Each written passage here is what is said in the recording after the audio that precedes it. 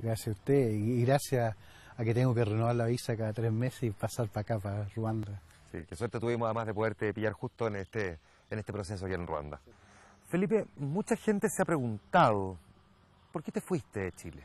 Bueno, yo creo que la iglesia ha caído en un lenguaje hace tiempo de secretismo, de verdades a media, y la gente se ha acostumbrado a estar leyendo entre líneas y estar viendo complot y cosas así, y eso yo creo que ha perjudicado que no crean que me vine, porque yo creo que la situación que vivía la misma iglesia hace que tenemos que volver a su fuente, volver a la fuente, volver al servicio, estar junto a los más pobres, a los desamparados, es cargar la pila, y eso es lo que me atrajo a venir para acá. Pues lo más genuino de un jesuita es la misión, que puede hacerse en Chile también, pero yo quería estar acá, que son los más abandonados del planeta. ¿Cuán huérfano sientes tú que quedó un determinado sector del país y particularmente un sector de la élite con tu partida?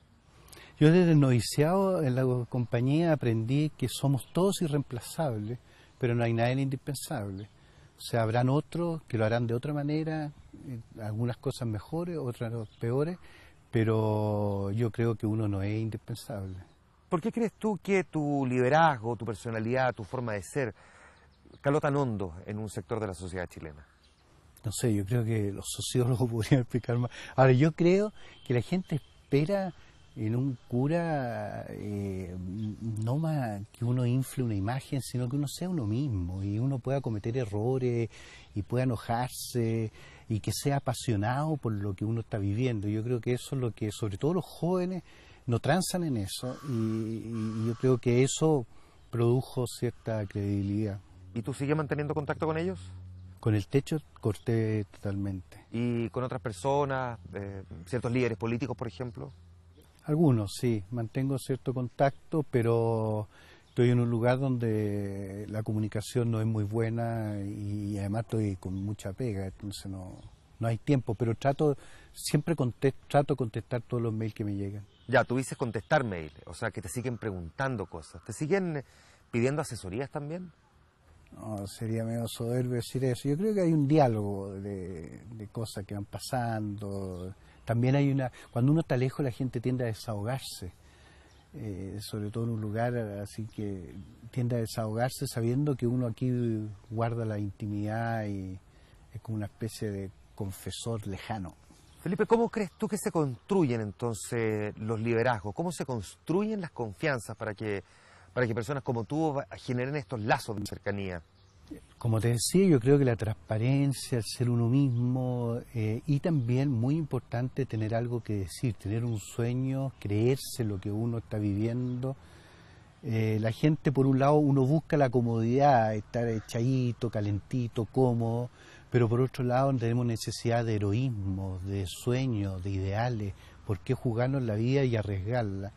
Y yo creo que cuando uno plantea esos ideales, esos heroísmos, hace que la gente también despierte lo que andan buscando, y ahí se produce un nexo y ese nexo obviamente que está tremendamente influenciado por lo que uno cree. O sea, yo soy apasionado por Jesucristo.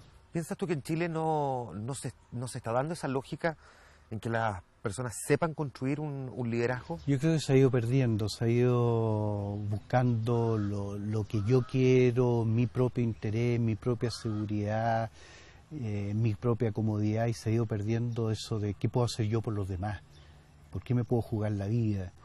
Para mí fue muy interesante lo que pasó en la elección de presidente de Lagos.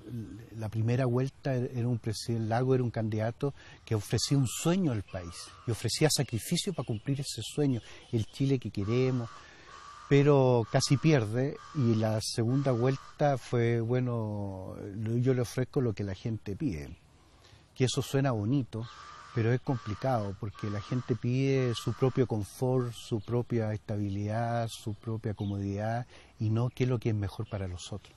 Y Felipe, según tú entonces, ¿los chilenos en qué creen? ¿En qué piensan o a qué se aferran? Mira, yo hace años atrás, cuando estaba en el techo, quisimos hacer una propaganda en la Navidad de una persona que imitaba como a San José y la Virgen esperando y que golpeaba las puertas pidiendo alojamiento, que tenía que ver con la Navidad. Y el director de Televisión Nacional en ese tiempo me dijo que no, porque Televisión Nacional era un canal de todos los chilenos y no podía comprometerse con ninguna tendencia política y ningún credo.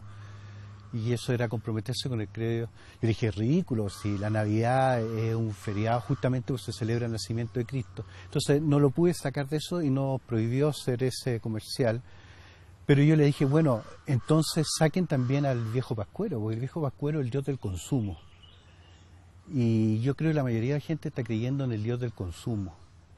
Y ese se produce un vacío enorme. Dicen que creen en Jesucristo, pero en el fondo nuestro Dios se ha transformado en el Dios del consumo, representado en Navidad por el viejo Pascuero.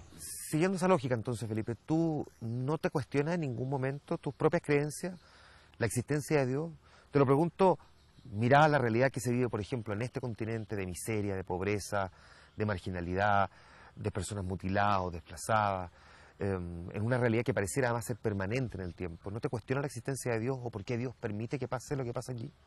Mira, yo una vez venía saliendo de una casa, de un campamento en Chile, de una casa miserable, de una mamá que vivía con 2 hijos y estaban a puro tecito, pasando hambre. Y venía una chiquilla universitaria y al salir la chiquilla universitaria se puso a llorar y me dijo, ella era de un movimiento católico bastante conservador y me dijo, ¿por qué Dios permite esto? Entonces le dije, no seamos patúos. O sea, a mí me sobran calorías, tengo guata, tengo refrigerador lleno de cosas y eso que tengo voto pobreza. Le dije, tú debes de tener tu refrigerador lleno de cosas también. Nosotros hemos acaparado lo que no nos pertenece. Nosotros si tenemos más habilidades o más estudios o más oportunidades para ponerlo a servicio de los demás y no acaparar. Más encima que acaparamos le echamos la culpa a Dios. O sea, no seamos patudos. Dios nos dio a nosotros todas las posibilidades para que continuemos la creación. No nos apropiemos de ella ni nos abusemos de las personas. Y además encima que lo hacemos, le echamos la culpa a Dios. No. No es así. Dios se empelota por eso. En las bodas de Caná se acabó el vino, es decir, se acabó la alegría en la fiesta del género humano. Y lo que el primer milagro de Jesús fue transformar el vino, transformar el agua en vino, es decir, transformar nuestras miserias, nuestro egoísmo, nuestra hipocresía, nuestra soledad, transformarlo en alegría para que la humanidad vuelva a ser una fiesta para todos. Y nosotros somos los que hemos arruinado la fiesta, no Dios. A propósito de los jóvenes, de esta chica que tú me describes, ¿en qué crees tú que están hoy día los jóvenes? ¿En qué piensan ellos? Yo creo que le hemos mostrado un Dios tan, por usar un término juvenil, tan rasca, tan insípido, un Dios que es más bien una moralina, que los chiquillos simplemente presenten de Dios hoy día, es mi parecer. No es tema para ellos el Dios que le presentamos, pero sí cuando el joven anda buscando entregarse por entero y amar a su chiquilla o su chiquillo, cuando andan buscando entregar la vida, cuando quieren estudiar para ser mejores, cuando están buscando igualdad en un país, eso están buscando a Dios. Lo que pasa es que nadie le ha hecho relacionar las dos cosas. ¿Cómo miras tú la juventud? ¿Está viviendo un proceso de permanente adaptación, de cambio?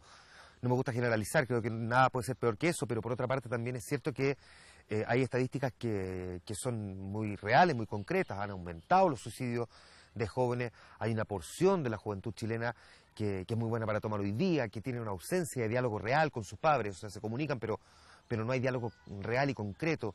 ¿En qué crees tú que están hoy día y cómo están enfrentando ese proceso de cambio los jóvenes? Uno acá puede ver, qué sé yo, en los lugares donde hay animales, puede ver un león con sus garras bien afiladas y en su territorio, y uno no deja compararlo con los leones que uno ve en los circos, en los zoológicos, con la uña gastada de caminar sobre el cemento y encerrado en un cubículo. Así se deprimen los leones. Y eso le pasa a los jóvenes. Los jóvenes están hechos para gastarse, para dar la vida, para soñar, para tener ideales. ¿Y qué es lo que pasa? Los metemos en un tubo, que lo hacemos que se aseguren, que planifiquen sus vidas. Entonces están pensando en 3 años más y no están viviendo el presente, los llenamos de miedo, están la mayoría de ellos endeudados. Entonces al final son como leones con las garras, le hemos limado las garras. Entonces así son jóvenes sin ser jóvenes y eso yo creo que es muy frustrante. Tú dices, le hemos limado las garras. ¿Por qué razón? Yo creo que lo hemos metido en esta tontera del consumo. Yo creo que los seres humanos tenemos que consumir. Consumimos aire, consumimos alimento, pero cuando ya el consumismo pasa a ser la razón de existir, ya es complicado. Y a veces los mismos jóvenes que protestan por la naturaleza, por el cuidado del agua, por la no construcción de represas, etcétera, y que está bien que lo hagan. Sin embargo, esos mismos jóvenes no pueden vivir sin consumir la electricidad y las cosas que requieren de eso. O sea, yo ojalá decirle a los jóvenes hoy día, libérense, no cambien, reparen sus zapatos, reparen la ropa, no gasten, no se metan en la maquinaria del consumo desenfrenado porque si no están perdidos. Al mismo tiempo, y esto puede parecer una paradoja, se da que incluso esos mismos jóvenes que te escribía hace un rato son también los que al mismo tiempo han encabezado las protestas, no solamente por mejoras en la calidad de la educación, en igualdad de oportunidades, sino que también por otros temas han liderado las protestas en función del respeto al medio ambiente, de los derechos indígenas, de trato igualitario a personas del mismo sexo, en fin. ¿Sientes hoy día que son esos los jóvenes que están protagonizando la exigencia de mayores cambios? Yo creo que sí, yo creo que incluso ha visto la vida de sus papás que no son felices. Entonces ese joven quiere cambio y se atreve a hacer. Nosotros tenemos miedo de producir cambio porque vivimos todavía los traumas del golpe y otras cosas, pero ellos no tienen esos traumas, entonces quieren cambio y está bien que pidan esos cambios. Ahora ojalá que eso pase, por eso yo estoy muy contento de estos dos chiquillos que liberaron, Giorgio y la Camila Vallejo, que se metan en política. Tenemos que, o sea, yo creo que esta fuerza de cambio hay que transformarlo en movimientos políticos para que sean reales los cambios. Y ojalá que lo lideren los jóvenes sin miedo y hacer los cambios necesarios que hay que hacer con profundidad. Una cosa que ha llamado mucho la atención en este malestar y en cómo se ha materializado y se ha expresado particularmente en las calles, es que pareciera que la Iglesia ha estado muy ausente o que no ha tenido voz. Yo creo que ha perdido credibilidad y está enrollada en sus propios problemas. Y yo creo que si se pudiera sacudir de eso, como el Papa actual que se sacó los zapatos rojos, si la Iglesia pudiera sacudirse de toda esa pompa o todo ese querer mantener como una... y poder predicar el Evangelio con gestos concretos, tendría mucho que decir hoy día. Pero yo creo que falta mucho, porque hasta el momento los líderes eclesiásticos que tenemos han sido puestos justamente por su carácter de no quebrar ningún huevo, entonces nunca van a poder hacer tortillas. Tú dices los líderes eclesiásticos, ¿los de Chile? Claro, los obispos en todo el mundo, no solo en Chile. Todos los obispos nombrados estos últimos 20 años, por eso al Papa actual le va a costar mucho un cambio real.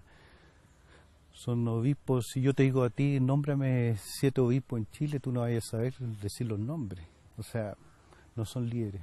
¿Y cuál habría sido la idea de querer instalar obispos que no quebraran huevos? Mira, yo creo que el problema es más profundo.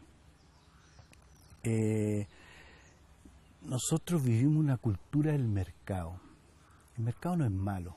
El mercado sirve como una herramienta económica para detectar la demanda y la oferta. Pero si el mercado tú no le pones contrapeso, el mercado fue pensado para que hubiera una moral de valores, del ahorro, de la solidaridad, de la honradez, del pensar en el bien común. Eso se lo suponía.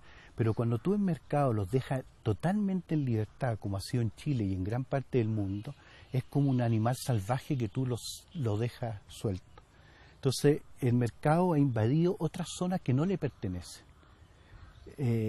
Nos borró los ideales, nos borró, nos destruyó los valores como la honradez, la sencillez de vida, la autenticidad. Y permeó también a la Iglesia. Y claro, entonces esto ha influido, o sea, destruyó los valores que había en la educación, en la salud, en el ahorro en el país, en la política y también en la Iglesia. Entonces, la Iglesia también ha lucrado y el lucro de la Iglesia ha sido creerse la dueña de la salvación y lucrar con eso. ¿Le atribuyes tú también a la Iglesia en el ámbito educacional responsabilidad también en esto de la discriminación? Yo creo que obvio. Mi opinión es que no debieran de los colegios católicos ser excluyentes. Es decir, que la Iglesia Católica tenga colegios católicos, pero esos colegios católicos tienen que ser abiertos a todos. O sea, abiertos a niños que tengan papás separados, a niños que no tengan dinero, a niños que tengan ciertas discapacidades físicas, a niños que no crean en la religión católica, que tengan otra creencia. Yo creo que no pueden haber... Mira, el problema a mí de la educación secundaria es que se ha puesto el acento esto de defender la libertad de la educación, pero ahí hay un matiz súper complicado, porque se pone el acento en la capacidad de crear colegios. Yo tengo la libertad de crear colegios, pero no se ha puesto el acento donde yo creo que debiera estar, y en la libertad de que yo pueda poner mi hija donde yo quiera, en el colegio cercano a mi casa. Y eso no es así. Hoy día tú no puedes poner un hijo en un colegio porque te rechazan por tu manera de, por tu estatus económico, o por tu manera de pensar, o por tu condición sexual, o por tu tipo matrimonial. Por lo tanto, Felipe, la Iglesia también discrimina. También discrimina. Y yo creo lo peor es que la prueba de la blancura tiene que ser una iglesia, como lo ha dicho el Papa Francisco, de los pobres. Y no está siendo una iglesia de los pobres. Los pobres son visitas o son motivos de caridad dentro de la iglesia, pero no son ellos. Y eso la iglesia deja de predicar el Evangelio. El Evangelio fue escrito para los pobres. ¿Crees tú, Felipe, que esto que tú estás describiendo, y además de la manera en que lo estás describiendo, es precisamente lo que le incomodaba a otro sector de la élite, ese mismo sector que de alguna manera celebró cuando tú te fuiste? Bueno, yo creo que ha hecho ciertos movimientos religiosos, ciertos grupos dentro de la iglesia han hecho un daño tremendo, tremendo a la élite chilena. La ha hecho que se preocupe de unos ritos sin contenido, que vivan llenas de miedo y buscando una salvación que Dios se las da gratuita. Ellos quieren comprarla con buenas acciones, buenas entre comillas, porque cuando tocan sus intereses económicos dejan de ser buenas acciones. Pero claro, yo creo que a algunos molesta, pero no son ellos los culpables son los que lo han educado así, los que le han enseñado un Dios que no les cuestiona eso.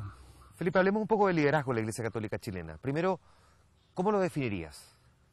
Una de la Iglesia Católica, yo diría, ¿cómo decirlo? La Iglesia Católica real, o sea, las viejitas, como dice un amigo mío jesuita, que están en las 3 primeras filas en la misa todos los domingos, sea el cura que sea, la gente que vive en las poblaciones, la gente que hace solidaridad, que se la juega por los demás, curas jugados de pueblo.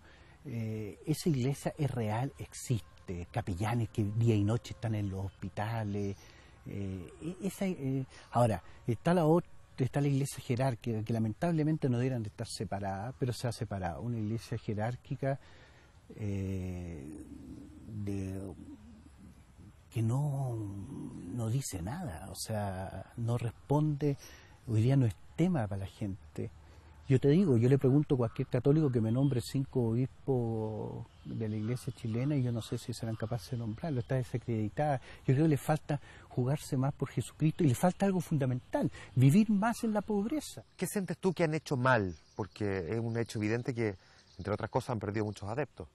Lo que ha hecho mal en Latinoamérica, durante el papado Juan Pablo II, se suprimió una iglesia que era viva, pujante, de la teología de la liberación, que puede haber tenido errores, cosas de corregir, como todas las cuestiones, pero se eliminó las comunidades de base, se eliminó una participación más del laicado dentro de la Iglesia Católica, todo lo que apuntaba al Vaticano II, una incorporación mayor de la mujer, se eliminó totalmente. Y todos los obispos que estábamos acostumbrados en Chile, obispos preparados o no preparados, pero obispos jugados, como Monseñor Caro, o con la imagen que tenemos de Raúl Silva Enrique, que puede que no le haya caído bien, pero un obispo jugado, que se creía lo que estaba haciendo. Entonces, estos mundialmente se escogieron voceros del Vaticano. O sea, obispos que no pensaban por sí mismos. Si tú escuchas cualquier entrevista, agarras lo que, como el Santo Padre dice, ¿qué tanto Santo Padre? Es el Papa, no. Y que como dice esto, como dice esto, te dice, bueno, ¿y qué decís tú si tú eres el jefe de la iglesia local? Por eso que el actual Papa es nombrado obispo de Roma, como diciendo, bueno, ustedes sean obispos de sus dioses. Entonces, son gente buena, gente muy buena, se han escogido gente muy buena que no ha hecho nada malo, pero tampoco ha hecho nada bueno, en el sentido que no son capaces de jugársela, ni menos jugársela por los que sufren, por los pobres, haber detectado cierta desigualdad que hay en Chile, haberla dicho, salvo la última conferencia episcopal o una que hubo que yo leí por ahí en internet que hablaron del tema. Pero entonces la gente echa de menos, más bien defiende un estatus, más bien son católicos de los católicos y de un grupo de los católicos, yo creo que dejan de ser pastores. Y espérate, y eso no solo lo percibe la gente, lo percibimos los curas. Los curas estamos solos en este momento. No tenemos un pastor donde podemos nosotros jugarnos, pensar distinto, ser críticos, responder espontáneamente. O sea, yo voy y bendigo los anillos a una persona separada, casada por segunda vez. Y al día siguiente tengo un llamado del arzobispo o de Roma. Y sin embargo, yo voy a bendecir una sucursal de un banco que está chupándole la sangre al chileno y nadie reclama. No. Eso hace que la iglesia pierda credibilidad, la jerarquía. ¿Sientes tú que las cosas pueden cambiar con el actual Papa Francisco? Yo creo que él ha dado paso. Ahora, por la edad que tiene, no va a tener mucho tiempo de cambio, y también porque tiene todo esto obispo con que moverse, o sea, no tiene mucho de dónde meter mano. Pero sí que yo creo que era el dado gesto muy importante, y con que él logre cambiar la curia del Vaticano, y no solo cambiar las personas, cambiar la mentalidad de secretismo, de actuar, de meter miedo. Y si logra cambiar eso, una curia más sencilla, abierta, más espontánea, más cercana a los pobres, yo creo que va a haber pavimentado el camino para grandes cambios, que fue lo que propuso el Vaticano II. ¿Piensas tú que es probable que el Papa se encuentre con mucha resistencia al interior de la Iglesia para poder llevar adelante estos cambios? Obvio, si todavía están ahí mamando todos los que están de antes. A ver, tú dices que la jerarquía de la Iglesia no ha hecho nada malo, pero tampoco nada bueno, en el resumen, la síntesis de lo que has planteado. Pero esa misma jerarquía encubrió casos de abusos sexuales contra menores. Ahí hizo algo malo. Y muy malo, además. Yo creo que sí, pues la gente la misma iglesia lo ha reconocido. Pero yo creo, fíjate, más que eso, eso es parte más bien de un problema mayor. Yo creo que nosotros hemos mostrado una imagen de que el sacerdote y el obispo somos personas sagradas, es decir, separados, mejores que el resto, estamos entre Dios y la gente. Y eso no solo es falso, sino que además nos da desgastado tratar de mantener esa imagen, como nosotros una superioridad moral, y enseñar en vez del Evangelio una moral que nosotros mismos hemos vivido. Entonces, el golpe ha sido mucho más grande. Y yo creo que este nuevo Papa ha tratado de cambiar eso, a mostrarse mucho más espontáneo, más cercano a la gente. Ya, pero entonces, recogiendo lo que tú dices, ¿no hubiese sido mejor en ese sentido entonces que tú te quedaras en Chile? Y que es una manera de cuestionar, de decir, oye, aquí es donde tenemos que estar los curas, tenemos que estar en los lugares donde la gente sufre, acompañando a los marginados y a los postergados. Desde ese lugar solamente se entiende el Evangelio. Jesucristo no solo se encarnó, se hizo humano, se hizo pobre. Y eso no lo pueden borrar. Felipe, ¿qué es lo que te hace tan feliz de estar aquí, con todo el drama y sufrimiento que se respira alrededor? Me mueve ser un cura que no puede hablar bien el idioma, hablo suajili, entonces tenía que estar mucho tiempo callado, escuchando y no yo estar hablando. Me mueve estar conviviendo con gente que vive para sobrevivir buscando leña, agua, comida, gente que nace y muere y nadie sabe que ha nacido muerto, gente que vive en la pobreza extrema, abandonado del mundo, es como volver a la Edad Media. Me mueve poder compartir las vidas con ellos y decirle que no están solos. Y ellos me cuestionan mi vida, me cuestionan mis mañas, me cuestionan mi manera de ser. Yo creo que me hacen más humano, le dan mucho más sentido a mi vida. ¿Y cómo te recibieron? Blanco, los blancos son casi marcianos aquí. Claro, nunca han visto un blanco en el lugar donde estoy. Somos solamente 2 blancos los que estamos en todo el lugar. Y yo creo que sí ha ayudado mucho el que me vean con overol y con las herramientas, trabajando con ellos, enseñando, y también hablando swahili, aunque lo hablo mal, hablo todo, el castellano también lo hablo mal, pero hablando, yo creo que eso me ha ayudado mucho. Tú le dijiste, soy de Chile, no van a haber tenido idea dónde queda. Bueno, qué bueno que me digáis eso, porque nosotros hablamos de África, como si África fuera un solo país. Eso es una ignorancia tremenda, y ellos tienen la misma ignorancia con respecto a nosotros. O sea, América es como una sola cosa, y no es así. Después de vivir, después de palpar esta realidad, puede quedar la sensación de que pareciera que esto va a ser permanente, que no hay una salida, que no hay una solución a esta crisis, a este problema. Se unen tus dos preguntas, porque no solo con África, sino que con todos los pobres de todo el mundo, si nosotros los escuchamos a ellos y les preguntamos qué es lo que necesitan, en qué nos podemos hacer socios, yo creo que ya es parte de la solución. Pero no seguir regalando y por debajo robando, o regalando y por debajo destruyendo la dignidad de la gente. Escuchemos lo que ellos tienen que decirnos, que saben sobrevivir sin nada y tienen mucho que enseñarnos a nosotros. Tomemos el tema del malestar del que hablábamos hace un rato. ¿Cuáles crees tú que son los problemas más urgentes a resolver hoy en Chile? Sí, yo diría principalmente el problema del clasismo. O sea, si Chile sigue con este clasismo de un sector socioeconómico que impone una manera de ser y que los demás son vistos como en segunda clase, o todos aspiran a crecer de ese sector. Yo creo que si no atacamos el clasismo desde su raíz y frontalmente, Chile le va a costar dar el paso que tiene que dar. Y el segundo, cuestión más técnico, yo diría que hay que el mercado hay que reducirlo para lo que es y dejar de usar la herramienta del mercado para la salud, para la educación, lo que los jóvenes llaman hoy día el lucro. Ahora, perdón, aquí se cruza un tema con el otro, casi con los mismos protagonistas. Estamos hablando del clasismo, por una parte, y de quienes administran el mercado, por otra, que suelen ser, parecieran, las mismas personas, o lo que tú en algún momento describiste en una columna como la famosa cota 1000. Es triste ver un país que se está abriendo. Cada vez vamos a tener más inmigrantes en Chile, y eso es bueno, que seamos más diversos. Hemos reconocido al pueblo mapuche, tenemos que darle autonomía al pueblo mapuche, no tener miedo. Eso no empobrece a Chile, lo enriquece. Estamos con el problema de Bolivia. ¿Por qué teniendo tanta costa? ¿Qué nos cuesta darle acceso al mar a Bolivia? O sea, pero estamos parapetrados en la cota 1000. Y una cota 1000 que está encerrada en sí mismo, que no es capaz de abrirse, no es capaz de pensar un mundo distinto, y sus mismos hijos, los jóvenes, están con otra mentalidad. Quieren un país distinto y quieren un continente distinto.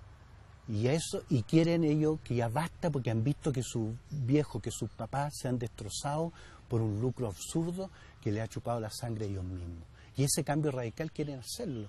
Pero lamentablemente tenemos este sector que es súper poderoso, que no está abierto a estos cambios. Y yo creo que en parte también porque es un sector muy ignorante en lo religioso, ignorante en lo cultural, viajan mucho, pero viven en un mundo de porte una cáscara de nuez. ¿Te imaginas tú que esa puede ser tu pelea, tu causa cuando te toque volver a Chile? Yo no quiero pelear, estoy viejo. No, yo creo mi causa es ser jesuita, jugármelo por el Evangelio.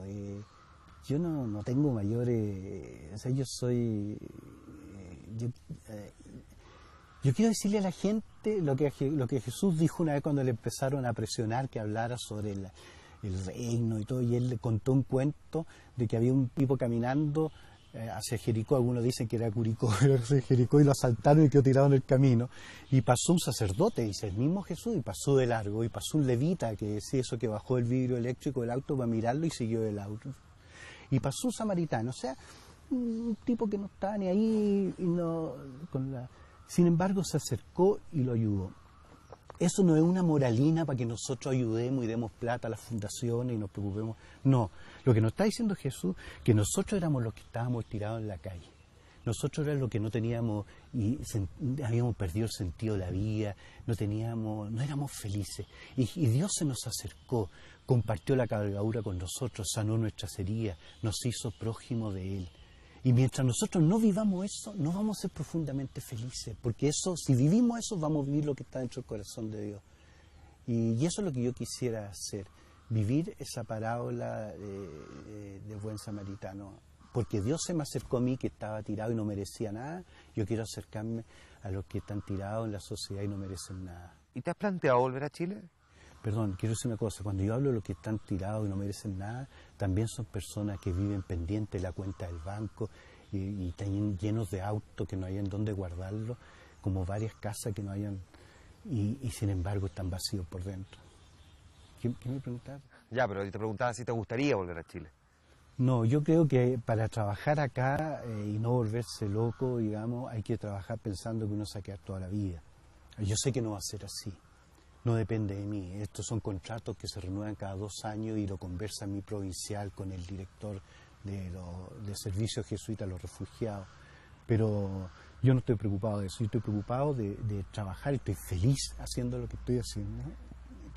Me noto un poco cansado, pero estoy feliz, totalmente realizado y quiero seguir en eso, pero no depende de mí la fecha. Felipe Berríos, muchas gracias por habernos concedido esta entrevista. Gracias a usted y aprovecho a saludar a todos los chilenos que lo he hecho mucho de menos, la empanada sobre todo. Muchas gracias, Felipe. Gracias.